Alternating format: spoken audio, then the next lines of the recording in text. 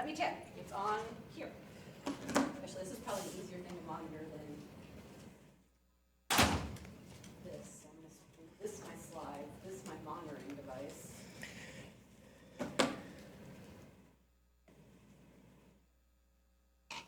Calicon16.slack.com.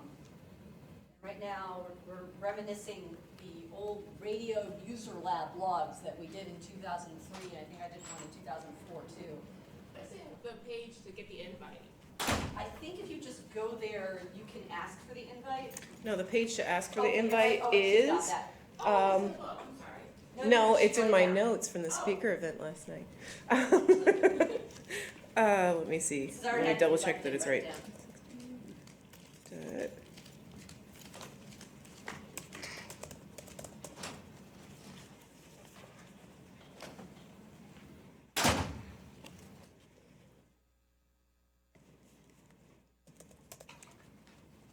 Slack2016.calicon.org, so you just invert things. So if you want to sign up, if you have already signed up, it's calicon16.slack.com. Alright, Becky ability to monitor the Slack channel and this here though. Let's cover.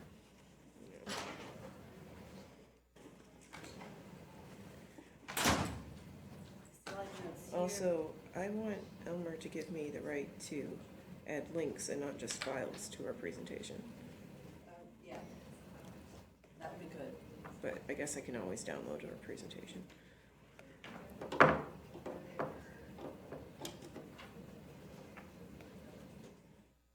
feel like I don't have enough devices up here. Can we add a few? Unfortunately, I can't advance slides from the watch, so I can't let those. I could put this one here. Okay, my side of the How room is many not times? poisonous, so a couple people can move over here. And we might have to wait a few, like, I might go like 2 minutes in because the last thing they're delaying and probably people are searching for bathrooms. Snacks. Oh, All the snacks. I didn't get snacks. snacks. I still have fortune cookies.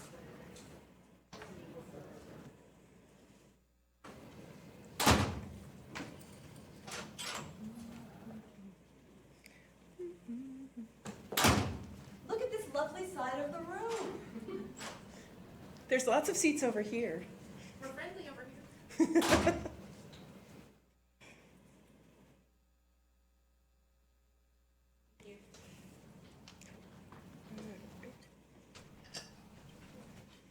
One of these days, I'm going to build my own law school. I'm going to design my own classroom, and it's going to have no front row.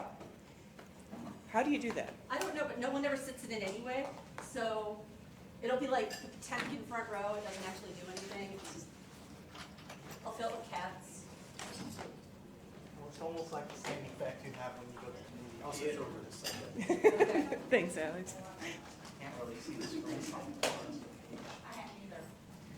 I was being like my students. I was on the benchmarks.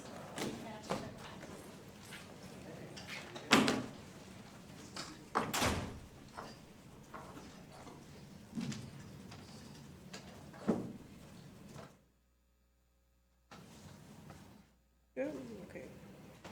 It's going to be a classroom with only back rows.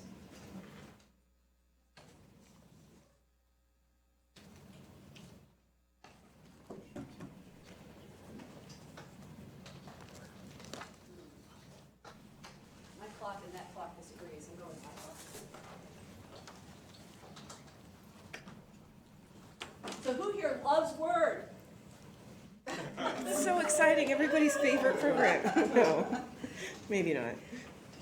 Oh, another surface.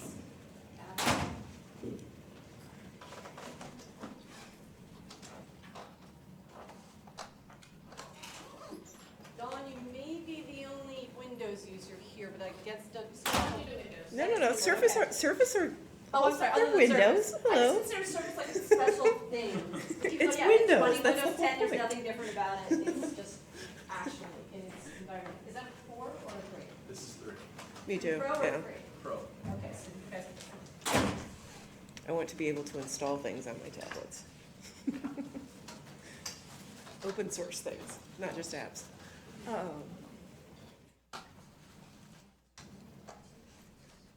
Is anybody here doing word workshops as well?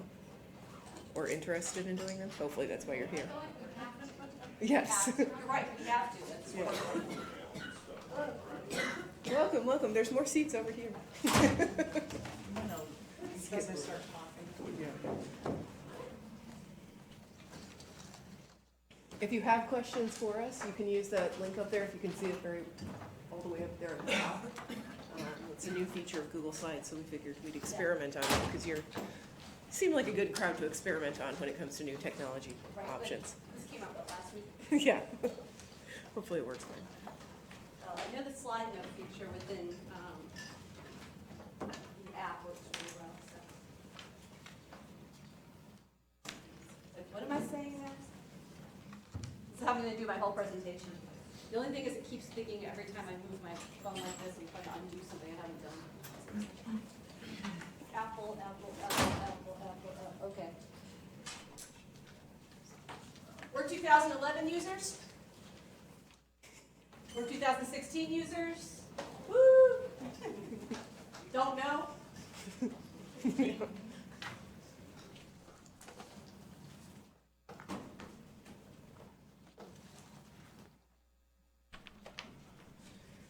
One more minute.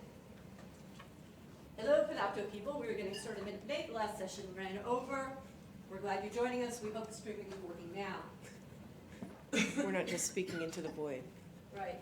Virtually. We're Of course, told you there's guys mics are up not here, so voids. we don't have to be like speaking at the mic, because I'd rather talk to you than that.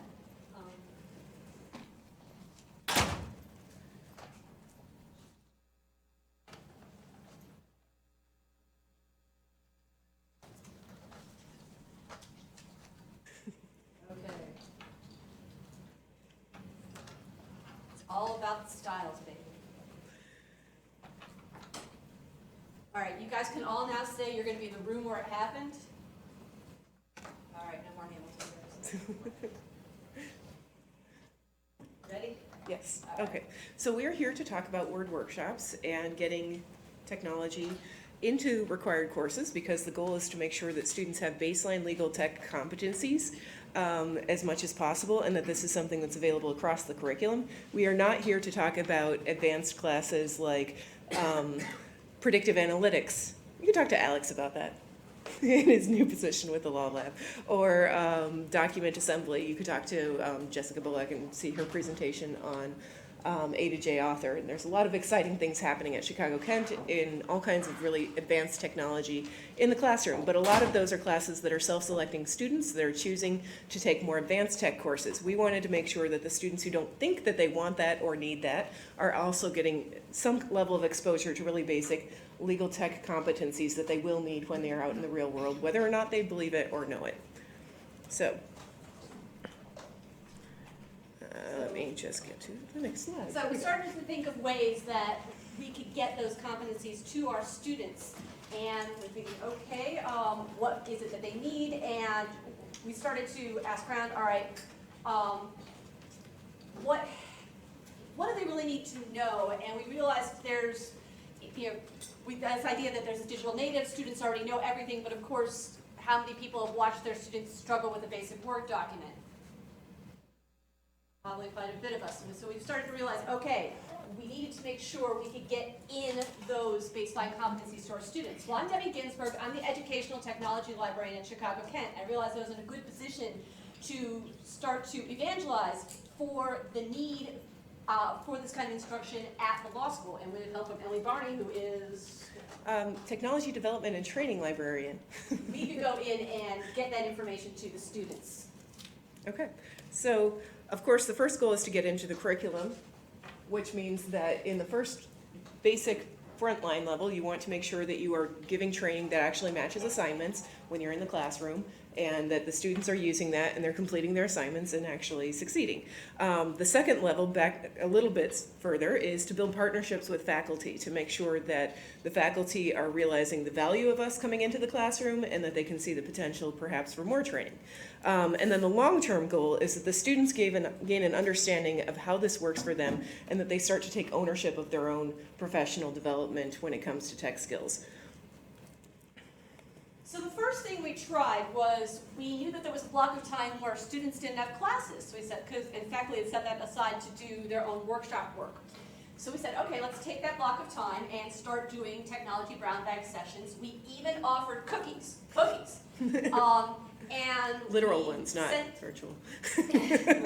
We sent out information through the SBA and other channels that the students would be paying attention to and said, come to our technology workshops and we'll teach you some basics that you need to know to be successful in your classes and in your work once you leave us in the summer. We were teaching this in the spring.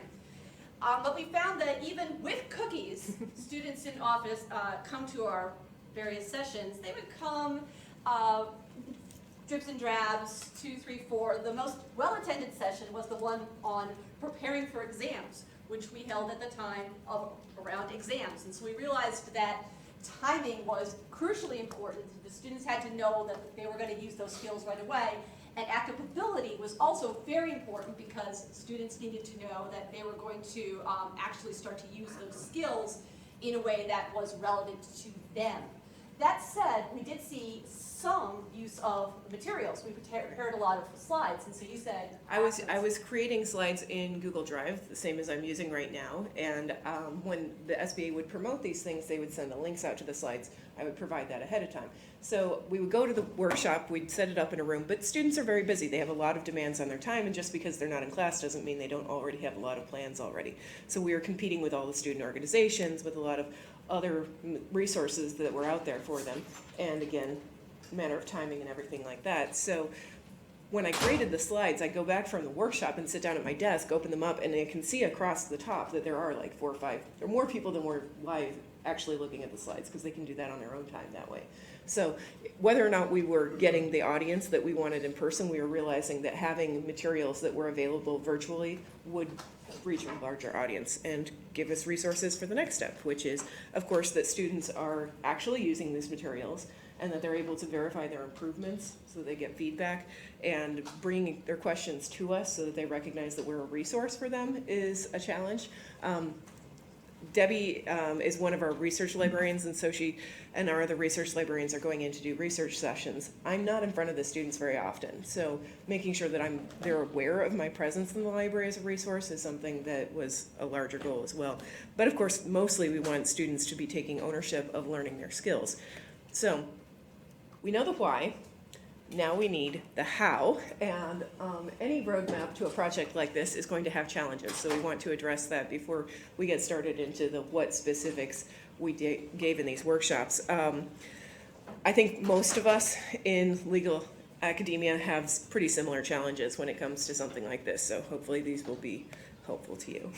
So one of the first things we wanted to do is go out and build all these partnerships, figure out who else in the law school could help us evangelize the need for these kinds of tech skills for our students. Of course, we have ITS on board, and they're providing all these great resources, and we'll talk more about that throughout the presentation. It also helps that our current head of legal research and writing is a computer programmer, and she really gets how technology is used. She understands what when things are supposed to work. She understands when it doesn't work. It's usually the program's fault, and she was very much on board with this. We also have a new head of experiential learning. She was interested in making sure that the students in the advanced legal research and writing programs also were exposed to these skills. So having those on board gave us some inroads of, all right, we've got people who are interested, we've got other faculty who are interested. How do we now get this information to them now that we've established these partnerships? But we have another kind of partnership we need to do with faculty as well. Which is not just that we get the head of the program pushing this to the other faculty, but whenever we walk into a classroom, that the faculty member actually be there, that we're not just a substitute teacher that means they can take a break, but that they're sitting there and we can have some back and forth with the faculty member. If you're sitting right here and you're the teacher, I'm going to ask you some questions and you're going to say, yes, students, you need this to complete the assignment correctly, because the more that we have that kind of legitimacy built into our relationship with the faculty, the more authority that we get as we're talking to students.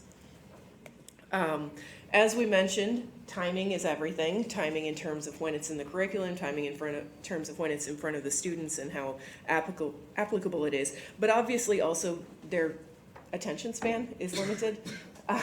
So making sure that what we present is something that they can comprehend, making sure that it's something that they can use while we're there, keeping them focused, and making sure we don't bring in topics that like might be applicable to the assignment, but they haven't gotten to that point yet. So if we're going to talk about table of authorities, don't bring it up until they actually have documents with citations in them. It's just too complicated of a process for them to have any kind of mental model for until they're actually using it. So understanding where the challenges are for them is important. So anybody want to try to say that 3 times fast? I've not been able to say this yet. It's like supercalifragilisticexpialidocious. Metacognitive mixed calibration. Really all that it means, it's a instructional design term that means they don't know what they don't know. So this is probably the biggest challenge when it comes to teaching something like Microsoft Word, is pretty much all of our students have been using Word for a very long time. So if we walk into the room and say we're going to do a Word workshop, they're like, I know how to make a document. So scaffolding means figuring out where they're at so that you can tell them how to get to where you want them to be. And that means acknowledging that they do have certain skills. So I use a lot of visual metaphors when I'm teaching this, and my favorite metaphor for this is tools. So I come in and I show simple icons of a hammer, a screwdriver, a saw, and I say everybody knows what a hammer looks like, everybody knows what a hammer does. And then I show some power tools and I say you will not recognize this as a pneumatic nail gun because you haven't been on a construction site most likely. But it does things, the same thing, it puts a nail into a board, but it does it much more effectively, much more efficiently. And you wouldn't recognize it until you needed it. So making sure that they understand where we're taking them is something that's going to save them time, it's going to be a personal benefit, is very important. Because when it comes to getting the attention and the engagement, overconfidence and underconfidence basically both mean they're not going to try. If they think, I already know this, whatever, go away, they're going to zone out before we even start talking, and they're not going to pay attention and realize there's something they could learn. If they're underconfident and they feel like, it's something new, I haven't tried it, I'm going to break something, there's that reluctance to learn because they feel like it's going to be too hard for them, it's going to break their document, they're not going to get their assignment in on time, and all of these risk factors. So figuring out what are the things that get in the way of them actually paying attention so that they'll try it at least, and acknowledging some of these challenges along the way, including some of the other challenges. By the way, those over and over confident students are often the same student. So one of the things I do is I make sure the students understand what they already know and where it is we're going. So for example, who here can make a document bold? Like bold things in a document? You can all do that, I know you can. Who here can select all and change the font? Great, of course. And who here has used styles to control the look and feel of a document? Of course, you guys are Cali people, and other people go, styles, what are that? Oh, all right, now I'm going to teach you something to make your life easier, so we can start to say, you've got some scaffolding already, and now we move it up. But we've got a lot of challenges that make things really confusing. So let's go to the first one. Who here is using Office 2010? It's okay to be a holdout, 10 is great. Who here is using 2013? 13 is great. Who here is using 2016? Who here is using 2011? Oh, all you Mac users moved on. Good job. You'd be surprised how many of my Windows users tell me they're using Office 2011. We've got people who don't know what they have, but I walk into class, there are at least 5 versions of Word that they've got, and they want to know exactly how to do things in their version of Word if they can figure it out. And someone walks in with a Chromebook, which is not what they're supposed to have. Someone walks in with their iPad, and when we're trying to teach them the more advanced word skills, like, okay, those won't necessarily work today, we'll try to follow along. So trying to keep everyone on one page is a little difficult. Then there's the difficulties with Word itself. Is Word the most intuitive program on the planet? I will say Office 2016 for Mac is the best interface I've worked with in terms of being able to show where things are. But after that, we can get ourselves in a little bit of trouble. So they can do, so that at least helps me there. But then they look at their version of Word, and of course it's completely different. The other thing that we've noticed Word likes to do is change vocabulary. Who here knows what a document map is? Old 2011 users, that's what the navigation pane is, but just in that one version. And of course, the Mac version has the nice menus, and the Windows version does not, so everything gets mixed up. and we're trying to keep everyone on the same page. So one of the metaphors we use again is Emily's tools metaphor. So I have my great workshop where I've got all my tools organized exactly the way I want to. Then I walk into Emily's workshop and it's not disorganized, it's just Emily has organized her tool workshop the way she wants it organized. And so we got the idea of, okay, we're going to want to teach the larger concepts, that there are things that Word can do to help, and there are these things called styles, while focusing on the very specific ways it's happened, but there's so many confusing things that they get lost. Oh, not to mention, also to mention that Word hides things. So explaining to the Mac users, by the way, right-click is important here. Slide up. Oh, the little tiny icons, anyone ever press that tiny little arrow hiding over there in this one ribbon? No one ever has. Suddenly 6 more tools come up. So letting them know that Microsoft hides things and letting them know it's really not their fault. This is not something that they would ever expected to know. This is something that we're introducing them to make their lives easier. They're not expected to learn it all today. Just get the idea that different versions of Word have different things, the vocabulary changes, and Microsoft hides things, starts to get them with the basic skills they start to need when they want to go produce more professional looking documents. Because our goal is not just to teach them how to do a very specific, click here, look for this button, click here, here's a checklist, do that. Because that's not going to work. Long term, the program's going to change again. Yeah. The goal Someday is to lost make sure they have transferable skills, that they can troubleshoot, that they know how to look at a user interface and figure out, I know that this program is capable of doing these things. I know that I can find it somehow. I might need to talk to one of these people that's given this workshop. I might need to go to the guide that has a lot of resources for each version of Word. We understand that this is going to be a challenge for individual people, but as long as they know, I can figure out this interface, that's when they start to get those transferable skills that they can translate across different versions, they can translate across different programs, because that's our ultimate goal, is to give them baseline competencies of understanding what the tools are designed to do and how they can use them. So, you know, teaching somebody how to right-click may seem like something that is kind of a waste of time, but if you show people this is what a contextual menu is, the more that you understand that there are contextual menus, that options open up when you're in this place, it does this thing, hopefully that's a concept that they can start to apply in other places. It's something, you know, I love doing that when I'm in Chrome and I right-click and now I can search for that image just by clicking on an image. Those are things that are very hidden. So teaching people what's visible, what's invisible, how to know what's there is always a challenging thing. But I do think it's just as important a competency as a lot of the other things about metadata or something like that. So we've explained why you're doing what we're doing in order to get students the basic tech skills they need to succeed. We've explained some ideas of how and how we can parse what kind of skills they're going to need and how we're going to scaffold them. Now we'll tell you a little bit about, you know, precisely how, like the what tools we use. Does anyone have any questions so far, or things that you guys have been considering in your own schools that might be applicable to providing these basic skills? Or it's still too early, everyone's getting their coffee. Plenty of time for questions at the end. All right, so what we did is we stole ideas from our research librarians, and that's how we did things. So, Claire Willis and Scott Vangelin are terrific research librarians, and they had been going into various classes to teach different research concepts. At Chicago Kent, we don't have our own classes. Instead, we are guest lecturers in any class we can possibly get into. We'll go into many legal research and writing classes, we'll go into seminars, any place.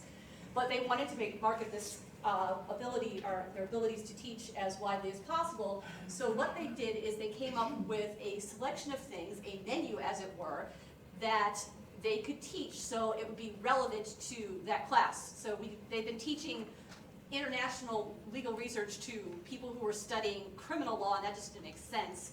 So they said, okay, we've got a menu of things that we can do. And each menu said, here's the topic we can teach.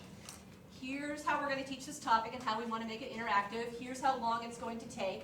And then the faculty members, this was specifically marketed to legal research and writing, but others are aware of it. And you choose what you think is relevant to your class. And legal writing teachers, both for the first years and for the advanced levels, could pick and choose what they wanted. And then they would bring Claire and Scott into class. And as soon as I saw they were doing that, I said, this is great. Let's come up with a similar menu for tech modules that we can say, okay, we can teach some Word stuff and some PDF stuff, and we wrote that out and sent it out to the same audience. So while they were thinking, the faculty were thinking, oh, we want these people to come in for these research sessions. Maybe we can also bring some people in for tech sessions, so we could get them at their attention at the same time. The other thing we wanted to do was make sure that when we wrote the modules, we identified when in the semester would be a good time to teach them. I have access to the twin sites, which means I have access to the syllabuses. Also, some of this information is available online. So I could say, well, based on what you're doing here, we think that styles are a good thing for first evening in the year when students are learning new outlines and they're starting to do their first documents for legal research and writing.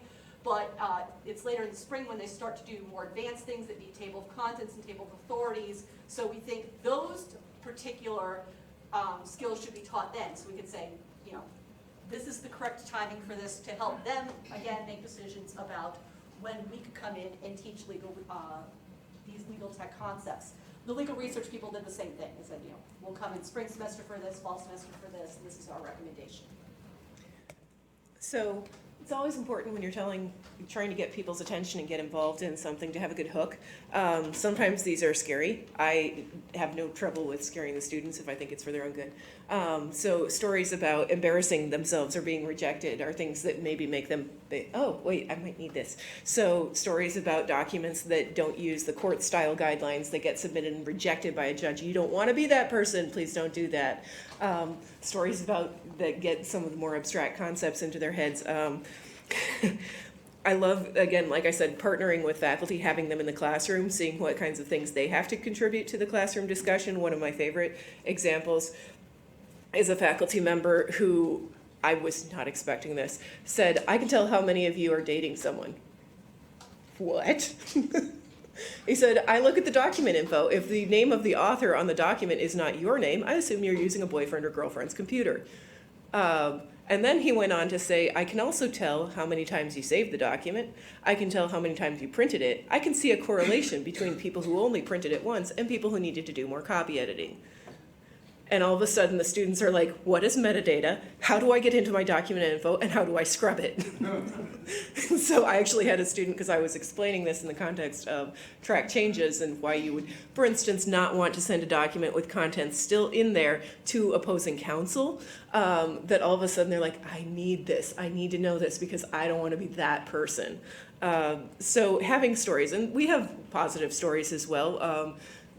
Debbie and I are usually involved in the ABA Tech Show. Debbie attends the sessions and gets to hear what actual practitioners, whether it's a legal consultant who's doing tech training, what the students need to know, or whether it's employers, you know, partners that are on hiring committees, when they're telling stories about Word, we bring those stories back because these are the things we want the students to have a very realistic understanding of. This is how this is going to apply in real life. I've literally heard a hiring attorney say, I do not hire new attorneys who do not have some really advanced word concepts. I just don't have time. My practice relies on understanding this technology. And if you don't, you're not working here. So. Yeah. And as we've emphasized over and over, making sure it's applicable right now, not covering topics that they haven't started on, so don't cover table of authorities until they have citations. The other thing that we try to do is look at their twin site or talk to the professor and see what kind of handouts and style guides are being given so that we can say, okay, this is the style guide you have for your class. And as much as we can, we try to take that style guide and show it to them. Sometimes they're a PDF, which doesn't work so well, but if they have a Word document, a lot of times, even though they're style guides, they're not using styles. So we'll take that style guide and we'll convert it into a version that does have styles. We'll put both of them up on our guide online, and we'll tell them, download the version you've got from your professor. Now download our version with styles. Now open up all of these things we've shown you that will make the fact that it has styles visible, and go ahead and use that document as you're starting your thing. There's no shame in using a starter document. The fact is that law firms have style templates. You need to learn how to use somebody else's document and use it accurately. We've got one law firm person, so I'm going to point at you. Thank you for being here and proving this. I'll have much to say. Yes, I'm sure.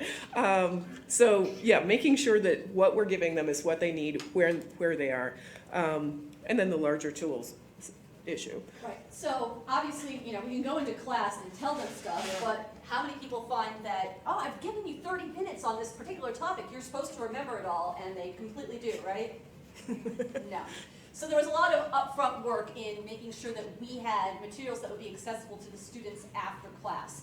And of course, we didn't want to rewrite everything because when we started this in 2015, there was already a lot of great information out there about Word 2011 and Word 2010 and Word 2013. So we brought all this information together in a guide. We said, these are pretty good instructions, you can follow them, here's some good information. And we said, if you're lost, you can do this, you can come talk to us, and we did that as our upfront cost.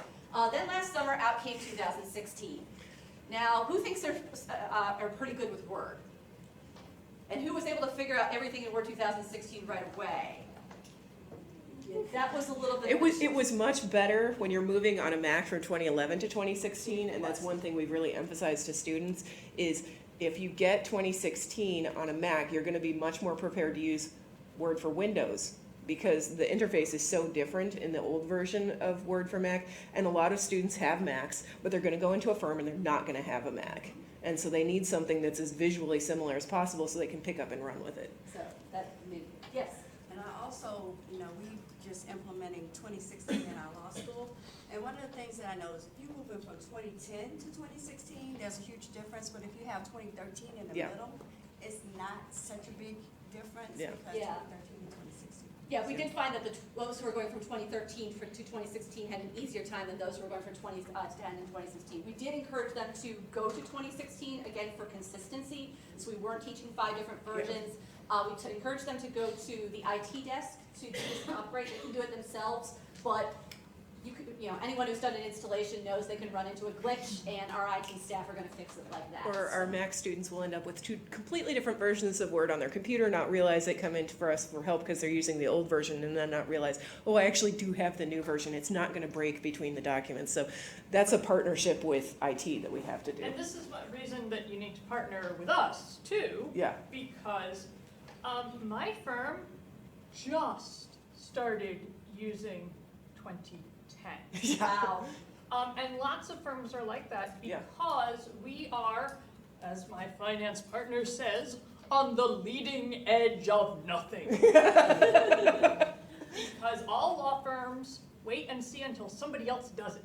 Yeah. Yes. So, which means that things go real slow because nobody does it. What are they buying? Right, and I'll come up with some other reasons why, but one of my predictions, however, is Microsoft likes to drive everything. So I've seen so many of you people somehow, who's woken up and suddenly found that their Windows 7 computer was running Windows 2000, or Windows 10. So I'm predicting they're gonna try to push people into. We're about to have to move off of our, what's the one before? One before Windows. XP. Yeah. You should be on XP. No, we got off of XP. Thank God. Oh, man. We finally got off of XP. Yes. But it was a giant struggle. Yeah. And law firms do it slowly. And so, yes, they're gonna get prepared on this, but they also need to know that they have no clue what they might be walking into. Yeah, and we'll cover some of that specifically coming forward. But the goal is to make sure that, again, these are transferable skills, and that's part of why our guide does include things for older versions too, Yes, to make sure they have resources. Yeah, I had to do a bunch of videos for 2016 because there was nothing out there. And then I had to do videos for things that no one had trained people to do in 2010, 11, 13, and whatever. So, but, so it did have a great upfront Sorry, cost. my computer and is, lost something. come on, computer, come back on. Out of that. I don't think so. So, I left it in last night. But we do have a guide, we're gonna share the guide with you at the end. So part of the reason for that is, you guys may want to develop your own programs and see where we started. You may say, oh, we've gone in the wrong direction. You want for your We want your students, feedback. And Okay, so moving forward. The other part of having all these tools is we want students to be using them while we're in the session. So the first thing we do when we walk into the room is we write the URL for the guide on the board, and we tell students, go to that. I'm going to talk about some things. I'm going to have some slides. We're going to cover the top level concepts, but then we're going to have some interactive portions. So whether or not we have a style guide from a specific professor for that class that we can introduce to them and have them using, sorry, everyone on the virtual thing for my clickiness. Let's make sure it doesn't go away again. We also have a very simple document that we can use in absolutely everything that is just an outline of our talk. And it says, here are the things we're going to cover. Here's the order we're going to cover them in. Here's what we want you to take away from it. So it's very simple concepts, like one-page document. But then we say, okay, open it up. and it says, can you identify where these tools are? Take a note on it. It's a Word document. You can fill it in how you want to. Now, all of us are going to use that document. We're going to go through and we're going to add styles. And now you're going to see, oh, if you have this document map / navigation pane open, you're starting to see an outline appear. As that outline appears, you can go to the top of the document. You can insert a table of contents. Magic! And it's a very simple document. So we're trying to reinforce with interactive things as much as we can possibly do what it has in there. So all that said, So what we've done to make sure that students can get these skills is broken the different skills down into a series of modules so we can build the scaffold and build things up one at a time. When we came up with the menus, we came up with the idea of these different modules that we could teach and were willing to teach that we thought would be most useful, particularly for first-year students. So we have a Word Basics, ideally that focuses on basics of styles, basics of numbering, a little bit about headers and footers. Then we have a Word Advanced. Okay, now we're ready to introduce the magic of the table of contents, some advanced numbering techniques, and we get into the lovely thing, table of authorities. Anyone here love table of authorities? Okay, a couple people are table of authorities champions. Anyone here struggle through it? You gotta have the software. You gotta have the software. And there's other software that can do it, which we'll get to that in a second as well. So but the students only have Word.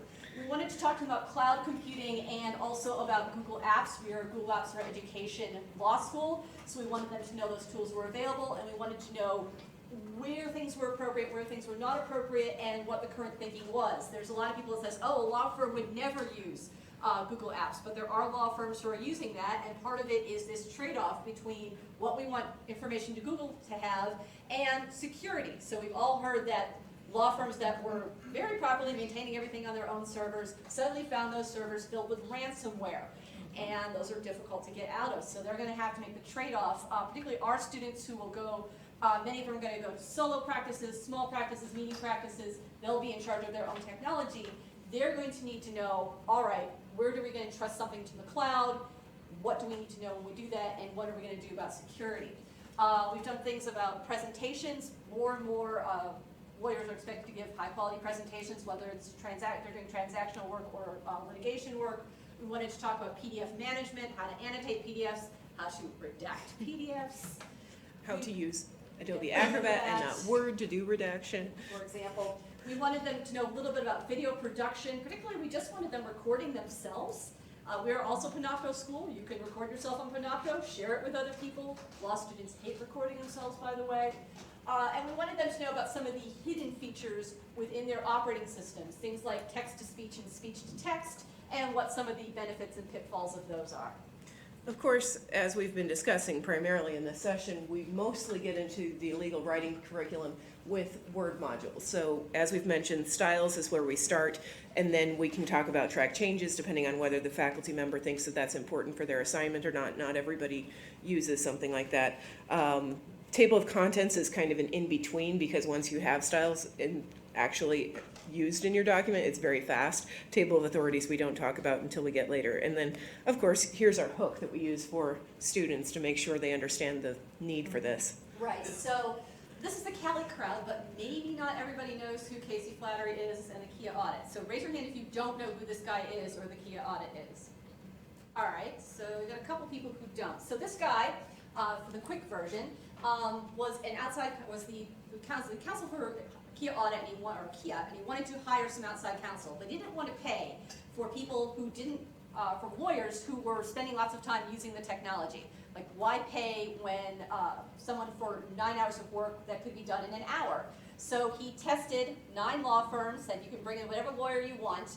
I just want to make sure they have these basic tech skills. 9 law firms took the audit, and all of you, I think, know how many law firms passed? 0. He said, I can do this work in half an hour. A good lawyer can do it in an hour. I've seen parts of the audit. It takes a little longer. The best lawyer took 2.5 hours. I think that's fair. The worst took something like 8 hours, and you don't want to be paying anyone 8 hours.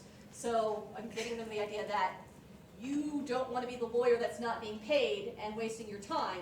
You want to be not in, you don't want to be in the 95% here, you want to be in the 5%. Casey, of course, has gone on now to do his own law firm audits. You can quibble about exactly how he does the audits and whether the specifics that he tests on are useful, but the idea that all lawyers need basic desktop skills, I think, is inarguable. Even if you have a secretary or a document management group within your law firm, you have to be able to talk to them, you have to be able to assess their work, know the vocabulary, know what it is you're asking for. Don't be in the 95%. So again, we emphasize that we're not trying to teach advanced programming. We're not trying to teach something that's out of their reach or requires any kind of prior knowledge of coding or something like that. We're teaching them how to use Word as a baseline competency because this is something that will help them succeed, it will save them time, and it will help them quite possibly impress employers. So, baseline. Styles, track changes, table of contents. We've talked about that a few times. And as I discussed, the baseline that I'm trying to get across in terms of concepts is how to see what's going on in the document, how to see your document the way that the computer sees it, the way that Word sees it. I talk about, I give an example of, and it's probably showing my age versus the students, but I use, the Terminator and say, you want the computer to work for you, not you working for the computer. Let's make sure that this is doing what you need it to do.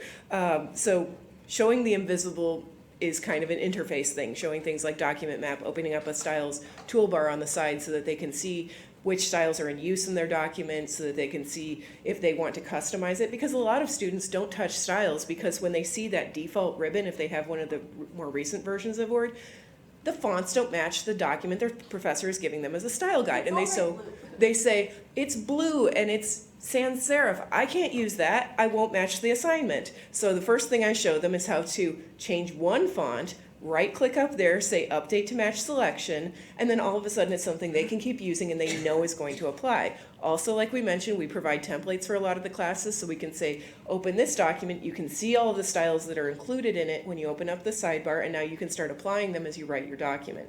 So helping them see the invisible layer, understanding how the computer sees things, I think is really a baseline competency. Also things like document versioning. If we're going to talk about track changes, talking about doing a save as the easiest way to make sure, and talk about how you name your document, talk about how that in a firm, in a real world, would be involved in document management systems.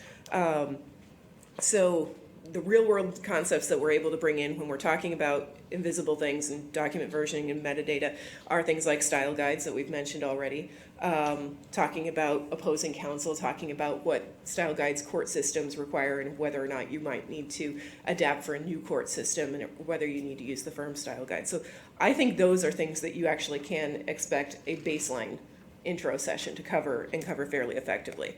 But then we have second layers. So Emily usually covers the first session. The first sessions, we usually can get the legal research people to let us in for about half an hour, 45 minutes to cover the initial session. Someone asked how long our questions were. And we come in by getting the legal research people to agree to have us come in and tying it directly into the assignment they're working on now. So Emily will usually often cover that first layer, and then I will come in and cover the second layer, particularly because it has to do with table of authorities. And we have to address some legal research in that. So I'll come into the second time and I'll say, okay, who remembers about styles? And some students say, yes, it was really useful, and some students have forgotten it. So we do a little bit of an overview of what Emily has covered in the first session. And then we move in and say, okay, but now are we ready for the magic table of contents? Yes, that's easy. They feel real confident now. And then we get into the table of authorities, making sure we cover the conceptual idea of why there's a table of authorities. It will be no surprise to librarians that the students mix up their authority types and start sticking cases into the statutes area and don't know what regulations are. But we make sure that make sure you got those concepts, make sure you get everything set up, because table of authorities is not as friendly as table of contents.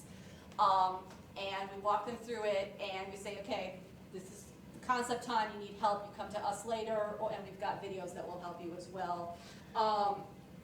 And then we also tell them some of the real world stories that, firms, for example, may have their own software that handles this. For example, Westlaw now has its own table of authorities tools. That's what we use. And you use it. Anybody, the rest of you guys use it? Yeah, because it's not available to law schools. I had to beg and beg for a 2-week trial. I totally would love it if all of y'all had it. Yeah, we would too, but Westlaw doesn't want to give it to us. Make my life easier, because we Yeah. all want the same thing. Yeah. Please keep talking to your Westlaw reps, you talk to your Westlaw reps, hopefully then we can get this without paying. Everyone in this room goes to their Westlaw rep and says, law schools need this because the firms want the students to already know it. Maybe, And we'll make a nobody's little gonna progress. bypass authority because it's stupid expensive. Yeah, there are tools out there, and obviously the larger concept that we're trying to get across once we get into something like this is the idea of document automation, which then we can start to talk about document assembly tools that they may not have access to until later. There are specialized courses at Chicago Kent that get into a lot of these concepts and let students get into it. But if we're just talking about Word, we do emphasize this is the only tool in Word designed for lawyers. It is not perfect, and it's going to be a process. So that's where we bring in handouts and things like that they can sit there. Debbie created all of the videos for each and every version of Word. And tell your story about the student on the street. Okay, so yeah, well, we are getting good results from this too. So, we've got the table of authorities, we've got students who are confused by it, but we're getting through to them. And one day I'm walking down the street after everything is finally turned in, a student stops me and goes, "You saved my ass." Hey, what'd I do? Well, he had 2 hours to complete his assignment. Those assignments, they turn them in on twin. They've got to get in by a particular time. If they're not, it's obvious and they're in trouble. And his plan had been to do the authorities by hand. Anyone ever tried to do that? Yeah, that works out good. It'll be okay. But then he's like, wait, someone came to my class, and there are these videos online, so we watched the 10-minute video, he got his authorities done in an hour, he got his assignment in his own time, and I had at least one really, really happy. So we are getting the results, and they are starting to see, Word is not just something where I bold things, I can control the look and feel of the document, I can do automation, maybe I can make the tech work for me instead of the other way around. We also come in and do different customized sessions that we were asked to do. The speech to text and text to speech were things that we were asked specifically by the faculty. They weren't part of the initial menu. But I had taught the faculty how to do this stuff, so I said, maybe our students would like it as well. Now, I love text to speech, and I use it all the time. I use it if I'm multitasking and doing some weird thing in a little program that doesn't require my attention, but then I can have articles being read to me from speech to text. I use it for proofreading. It doesn't catch everything, but it certainly catches a lot of my mistakes if I hear my computer read something out loud. Really useful. When I was in grad school, that's how I read all my articles because I was doing library school at the same time as working full-time and my eyes hurt. Right. Does anyone else here use text to speech? Sometimes, no, it's useful, and it's built into the Mac, it's built into, certain aspects of it are built into the Word versions of Windows, and of course it's built into your nice mobile devices. And Adobe Acrobat. And Adobe Acrobat, though I don't like that one as much.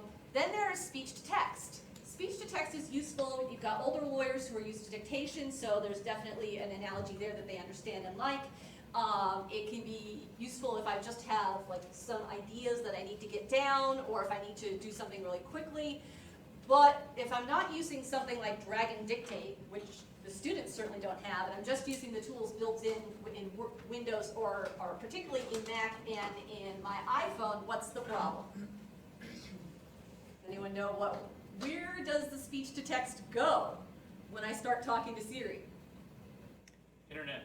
Yeah. Internet goes to the Apple servers. Now I can download something onto my Mac that can do the process on the Mac, but if I'm talking to my phone, it's going up there. And again, the students have to be aware of that balance of, if I'm talking about client confidential stuff and it's going to the Siri server, is that a problem or not? So we want to make sure this is when we start to introduce some of these concepts.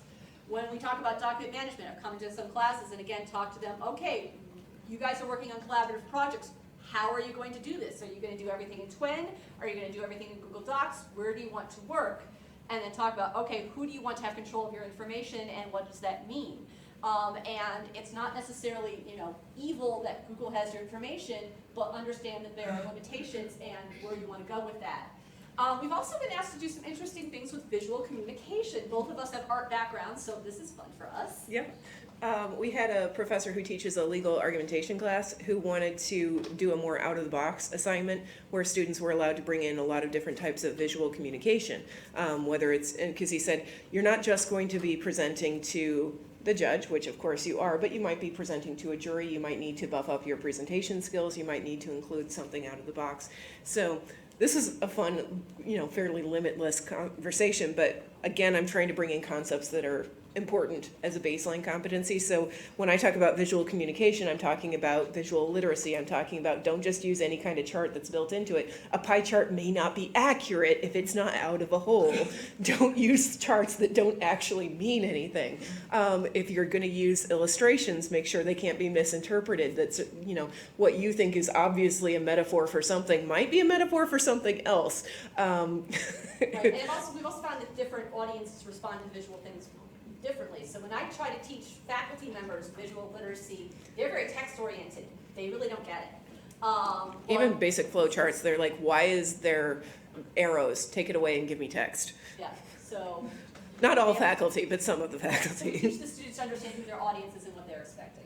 And then, of course, once you're talking about visuals, you also want to talk about image rights, you want to talk about IP, you want to make sure that students understand that fair use may apply to certain ways when you're a student, but once you're in practice, don't think that you can put this up on your blog and not get in trouble. You don't want to be the law firm that has somebody doing a takedown notice on you. That's not cool. Don't go there. And I mean, I love Creative Commons, and I talk about things like that that they probably haven't actually run into. A lot of times they've covered copyright, but they haven't covered some of these gray area places where they need to know how to follow the instructions, but they're pretty straightforward. So let me see, the question we had so far, let me see if this works, here we go.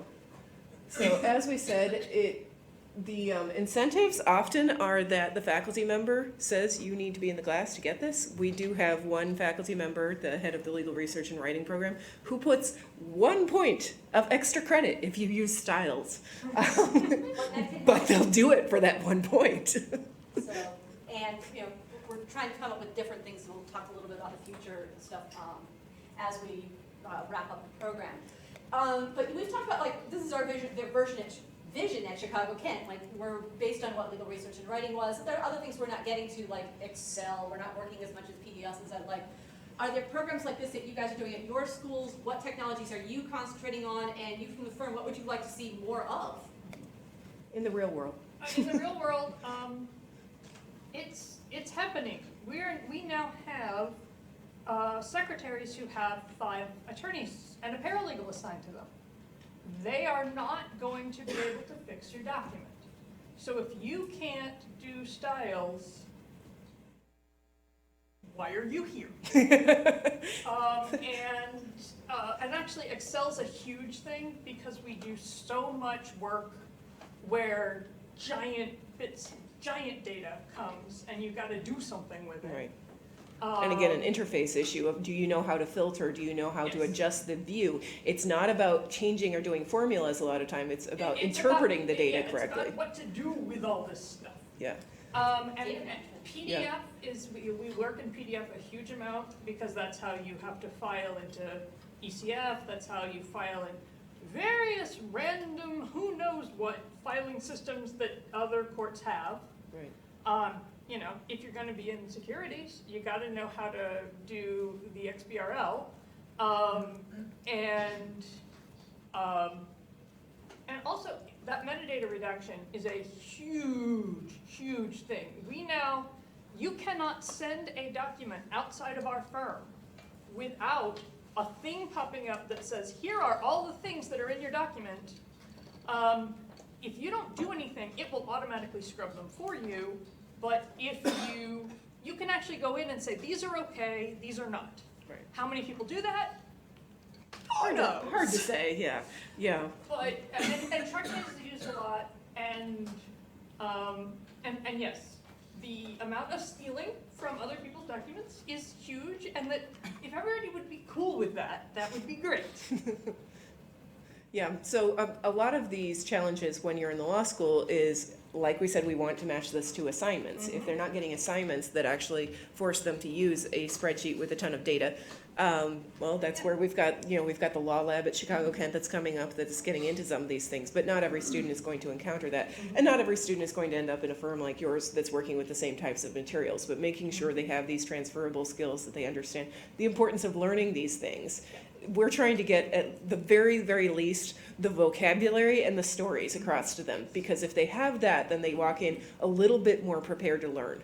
So, That's, And then you only need concepts of a DMS and CRM and all that, because Right. everybody's using a different vendor. Right, Yeah, we don't- exactly. Yeah, we're not gonna spend like a lot of time saying, this is how you're gonna do it. We teach timesheets in one of my classes that I work with, and we basically say, you're gonna fill out a Google form. The idea is, you're just gonna fill out a timesheet, not, we're gonna teach you how to use a timesheet system. And once you get past like 40, 50 attorneys, and you have like an IT czar and all this stuff, who is called the CIO for reasons that I do not understand, because he didn't know a darn thing about information. But you will never be able to use Google again for anything ever. Don't try it. And you can't download anything. It's all locked. yeah. So. Yeah. So, going on to our results, the first step, of course, is also the end result that we're happiest about, I think, in terms of building partnerships. Right, so we've done a lot more with building partnerships through the law school. We've got staff coming in, can you teach us this stuff now that we've seen you teach the students this? We've got more and more faculty who are coming in that say, come into our classrooms and teach our students these things, geared to these assignments. We started this, as I said, in 2015, didn't get so many, 2014, 2015, didn't get so many. This February and March, Emily and I were just in and out of the classroom all the time, working with these students. But the other thing this does is it brings the students into the library when they have questions. And when the appellate brief assignment was due, there were lines practically at the door waiting to talk to both of us about, all right, did I get this right, did I get that right? They usually did have it right, they just wanted a little bit of reassurance that they were on track. And not only that, they're coming into us now, even in the summer, oh, I'm working on this document, something's not right about it, can you help us figure out what the deal is? And we'll work with them to say, okay, yeah, this is, you're using the wrong version of Word, use the more advanced version, or you just need to change this one style. And you've been working with the students for a long Yeah. time now. Besides being in the classroom for something like this, I also partner with our student organizations. I've done presentations at Cali before about the work I've done with student organization websites and student journal websites and things like that. So anytime I can get contact with the students, I'm trying to make sure they know I'm a resource. They know that I'm the person they can come to with questions like this. But just having them come to us at our desks and get the questions is key. We also emphasize this when we're in the classroom. We say, bring us your questions, because the more real-world examples we have of the weird things you're running into, the more that we can build this back into our guide. We always want this to be an iterative thing, because we need to learn things, and there are students who have a lot to offer. Debbie's had a paralegal, for example. Oh yeah, the paralegal had been doing the job for 19 years. He knew more about certain things about table authorities than I did. It's like, oh, this is how I do this, and that's how I do it. That's great. And then the students perk up and listen and go, oh, someone with real world experience is telling us that the thing that I'm saying is actually being used. So that, again, helps us establish the credibility of our ultimate message. These skills are important. All right, so future. As much as I love going into the classroom and teaching 5 different versions of Word to people, that's just not working, because the Word 2010 people fade out when I'm starting to talk to the Mac people, and then the Mac people start going onto Facebook when I need to address the Windows people. So next year we want to try a little bit of flipping the classrooms, where we can address, all right, students will come in already knowing what version of Word that they have, and having already done a little bit of practice and work before they get in class, so then we can spend more time in class on the conceptual ideas. When us librarians tried to do flipped work in the past, we had a little problem in that the students weren't always watching the videos. However, this time we have Panopto. And with Panopto, we can track who has watched on the videos and who hasn't, and bug them ahead of time. We already do this in other classes, so there's already precedence established there. We want to make the guide we have a little bit more hands-on, so students get more chance to practice. We want to do a little bit more of assessing how they're learning. Right now, most of our assessment is anecdotal. One of our faculty members very nicely gave us all of the assignments that his students had turned in, but because in the real world they turned them in PDF, they all came in as PDF assignments, and we couldn't see how they had done with the word work that we had taught them. Good job, but didn't help us there with that. What we do is, as I said, we've got the anecdotals of students walking up to us and students coming up, but we want to work with our legal research team to add a couple of questions, say, to the evaluation sheet at the end of the semester, and they've worked with that. We also might experiment with some of the legal tech audit tools. I know Tutor Pro has tools for students.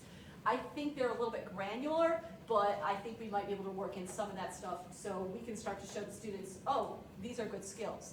That's what, I played with that a little bit last year in our tech class, and unfortunately, what I found is I waited too late in the semester to turn the students loose on it. And as an aside, as a diehard Word Perfect user, I never became very good at Word. No, I know, it's great. I took the first couple of lessons, because the legal tech audit, the first part of it are all tutorials, and that taught me more about Word in 2 weeks. Not that I'm an expert yet, but more in 2 weeks than I had learned in the 20 years before that. So one of the major components of our tech course this fall is going to be, they are going to have the whole semester to go through the tutorials and take Nice. the Tutor Pro audit, which you get through Suffolk. Yeah, Suffolk offers that. You can And get they're access. also going to be running Clio Cloud all semester long. Oh, nice. And that's nice when you've got that class. Like I said, we don't teach individual classes, so we've got to go get into as many of the other classes as we Well, can. but you're reaching more people than And I am, that's the because I'm point. capped out at 15. Right, we're trying to reach as many of our Yeah. students as we can. So while we can't give our students, an entire semester's worth of Clio, we can give as many as possible the basic vocabulary of what a style does. And of course, part of the future is we come to Cali every year to hear what everybody else is doing, to learn ideas and to get good feedback. So the guide that we've been mentioning is also linked to on our presentation page on the conference website, so you can find that. We would love to hear your feedback. Part of this being modular is we are using SpringShare LibGuides. SpringShare LibGuides can be copied across different systems. So if you're interested in using our guide as a starting place, maybe we can partner with you directly and we can start developing more resources. We also have these slides, which I don't have access to add a link to our presentation page, so I'll have to download my Google Slides and hopefully everything will look great, and I'll get that up shortly, but you can access them directly at the short link, which is goo.gl/CZIX1P, if you want to access that. And yeah, any other questions or feedback? Yes? I have a quick question, and you may have covered this because I was late. Do you do any activities to figure out, to assess where your students are when they come to you? We ask questions at the beginning of the class. Like Debbie said, do you know how to bold? Do you know how to italicize? Have you done a bibliography before? Have you done a table of contents before? Just getting a few nods and hands raised kind of things. If we're covering those things, that gives us some sense of where they're at. The legal tech audit covers some of those granular things, but we aren't able to assign things because we're just coming in for the one workshop. So we're just trying to get a general sense. And there's always going to be a range of skills in any classroom. We do always acknowledge when we come in, you've been using Word probably most of your life, so you're familiar with it, whether you know the hidden features, the secret features, I'm giving you the gold that you don't know about, is kind of the concept that we want to push when we walk into the classroom. And it's been pretty consistent. We'll get one or two students who are fairly sophisticated, and then generally the rest. And if we do get those advanced questions, which are like, oh, I had a template, then I tried to upgrade my version of Word, and where do I find my template?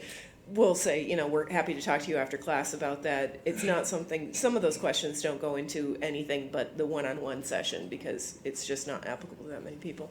Do you, I know our students are now mostly using Office 365 because they don't have a choice, right? Right. So, and they may not know this, but if they started using it a few years ago, they can go back in now and download the newest versions of Word. Yeah. And that's for our idea. We have that in our slides. If you go to the guide and look at our slides, we actually have one slide that says, go to this link. As a Kent Law student, you can download it, but we say you should go to the IT department because you don't want to end up with two versions of the software on your computer. It wastes space on your computer. It's not helpful. But there's also for older versions of Mac, they can't download 2006. Right, they need to upgrade to the latest operating system in Mac to actually get the upgraded version. So there's things like that we expect our IT folks to be the partner that helps them out with it. We keep pointing to Dawn back there because she's the Head of all that. We're not just randomly gesturing at people.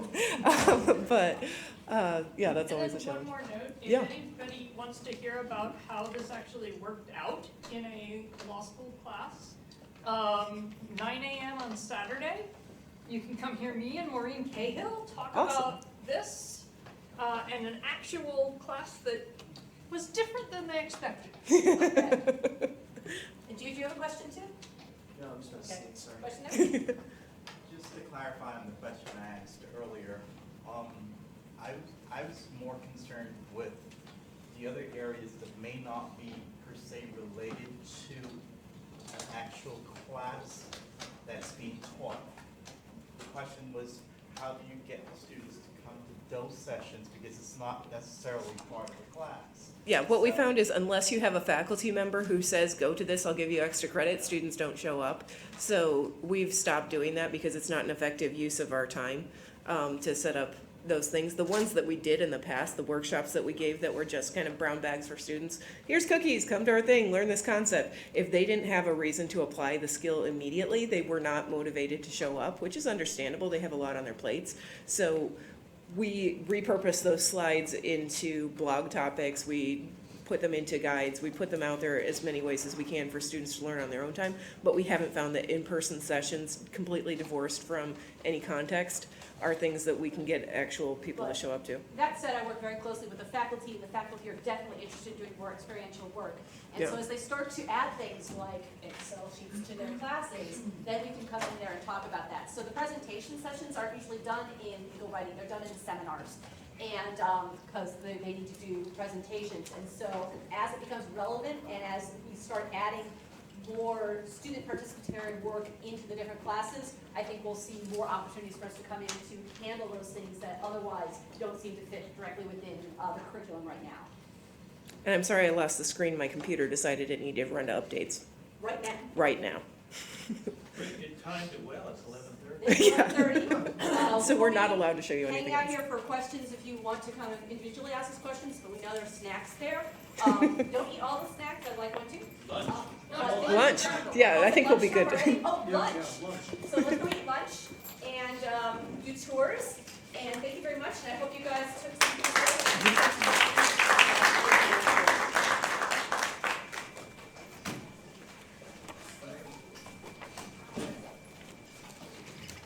All right, that's yours. Thank you, Sarah, for the tweets. And thanks so much for your input. Yeah. One thing that is important to know about this is the special subject problem, that everywhere they go. Yeah. And then all these things. And so, again, that's why we emphasize, like, you need to have the concepts, you need to have the vocabulary, you don't know what you're gonna face when you walk in the door. And as I say, I will posit to you that as well as Oh, hi, in Rob. which Good to see you again. they can put their fingers on keys and work them. Can they work process? Exactly. And that's not something that they even realize is a skill set. Right, and they do say that. They it doesn't even. Yeah, when I talk about this, like in general, well, and the thing is, yeah, exactly, it's these devices, that and the phones, that I think are actually undermining student skills when you talk about, like, that digital native is digital, immigrant contact. Doesn't count as that. We have Max on our desks. And we're 2.2 week long education. The first thing Emily and I said was, do we have Max now? And because we use students, we're using it, we saw our Max. I also on my desk have an older Windows 7, 3 different versions of Word. You're not gonna break anything So by any question that comes in, And I'm when you prepared to learn answer. Word at a point when everything is drop down menus, you have to learn the vocabulary and you have to learn the structure. And maybe I'll write you about that too. Please, we know what we are, you have to Is get hold of us. more and intuitive to we are people who are very used to responsible. it. And right now, it's Devices, like, but it why don't we also do desktop hides so publishing? much of Because the we have power. high commercial writing instructors, and that's You what find they out if care your about. screen does not maximize this, or it just drops the things. Yeah. Oh, yeah, you're like, no, I Where need did it that. go? And you can't customize the toolbars. I used to customize the hell out of all my Yeah. toolbars. Oh, yeah. Now you've got that one little No, spot I up do, there I and do not everything. customize that, Oh, yeah. seriously. Yeah. Yeah. Yeah, we have one person who says like, oh, I'm upgrading, and all my customizations transfer with age. No. Yeah. Yeah. And you'll have to do it. And then you Yeah, no, and they're very helpful, but at the Okay, same time, like, there's different and takes on it. we I know got, I tend to not that was use never really an option, something with I Mac put 2011 chicken Word. on. But it's something So like, I I'm work using a with these Mac faculty as my resources, main research desktop at librarian, work I now, and I developed have my lots of great PC behind me, relationships so I with can go research back and librarians I can just trust. stand up and I switched compare my job to options, ed tech. but I said, even okay. something like that, where to And then finally at that time, sort of around the same we have interface, a bunch of new there's ed tech small things classes like that the, allow you to get when I open up the I styles did a lot menu, of brown bags back when faculty on actually Mac, they've worked got in this the nice building little service. checkbox at the bottom that all of a sudden But adds as this you like said, tech rainbow started getting key things to the about document. If you've never looked at that, it's over time, awesome. incrementally, Because it one actually bit will at a have a time. different So color I'll for have each Mr. style, so as you I've scan never through, done it's got just this PowerPoint ribbon before, on the starts side with PowerPoint, that shows and then which come up block to, is you know, which let's style. flip And that's so classroom thing, visually and I have a intuitive cool for course students that who are just used to wants something like simulate this. it. But They help me with they're not gonna get it later. Here, But here, if I can get them to here, actually start using styles, or whether or not they have this tool to look at what they're doing, they'll get the concept. Even our school courses don't do it either. And it's